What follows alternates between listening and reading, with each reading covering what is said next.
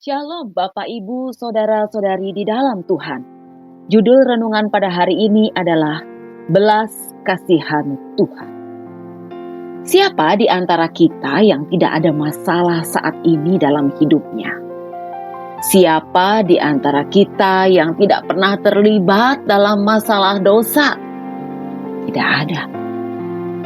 Banyak kali masalah-masalah tersebut menekan, membuat kita stres, jadi tidak enak makan, pikiran menjadi penat, badan lemah lesu seperti tidak bertenaga, dan pada keadaan tertentu bahkan sampai membutuhkan pengobatan medis.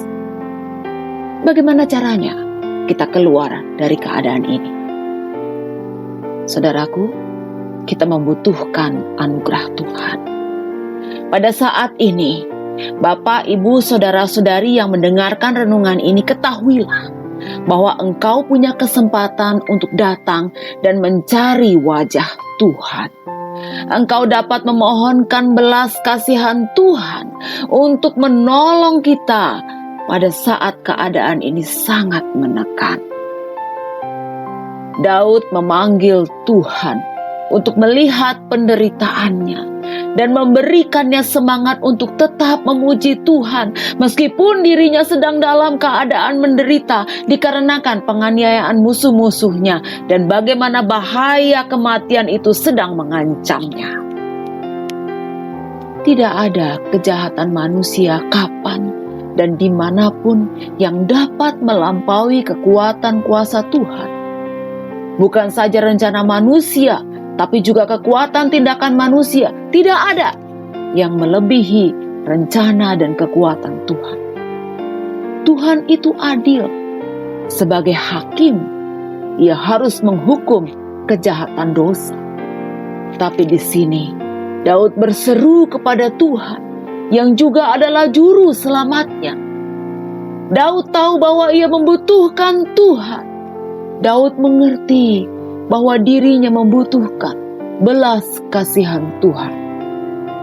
Mazmur 9 ayat 14 dan 15 mengatakan begini, "Kasihanilah aku ya Tuhan, lihatlah sengsaraku, disebabkan oleh orang-orang yang membenci aku. Ya Engkau yang mengangkat aku dari pintu gerbang maut, supaya aku menceritakan segala perbuatanmu yang terpuji dan bersorak-sorak di pintu gerbang Sion karena keselamatan yang daripadamu." Daud mengerti bahwa Tuhanlah penyelamatnya dari tekanan masalah dan musuh-musuhnya. Karenanya Daud menyanyikan sukacita dan puji-pujian yang tidak putus-putusnya. Daud mengatakan bahwa Tuhanlah yang mengangkatnya dari pintu gerbang maut. Karena kalau Tuhan tidak menolongnya, ia pasti sudah celaka karena kejaran musuh-musuhnya.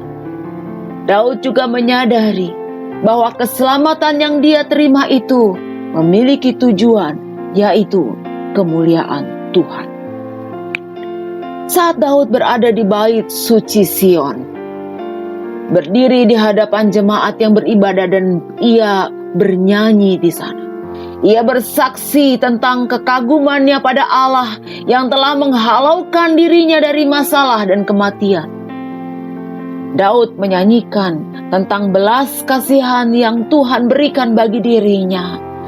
Karena itu dirinya tidak pernah putus bernyanyi dan memuji Tuhan. Seperti Daud, kita juga adalah orang-orang yang membutuhkan belas kasihan Tuhan bagi kita. Karena dosa itu, maka hidup kita tidak pernah selesai menghadapi masalah yang menekan dan membuat kita tidak tenang. Kita membutuhkan Tuhan. Kristus sudah menunjukkan belas kasihannya bagi kita. Keadilannya telah dinyatakan dengan datang ke dalam dunia dan menebus kita dari dosa. Ia tahu bahwa kita tidak mungkin dapat menanggung beban hukuman akibat dosa. Karena itu di dalam belas kasih-Nya, Ia menanggungkan hukuman itu bagi kita. Karena Ia adalah Tuhan, maka Ia pun menang atas dosa. Bapak, Ibu, Saudara yang terkasih di dalam Tuhan, yang kita butuhkan hari ini adalah belas kasihan Tuhan. Datanglah kepada dan memohonkan belas kasihan. Tuhan memberkati.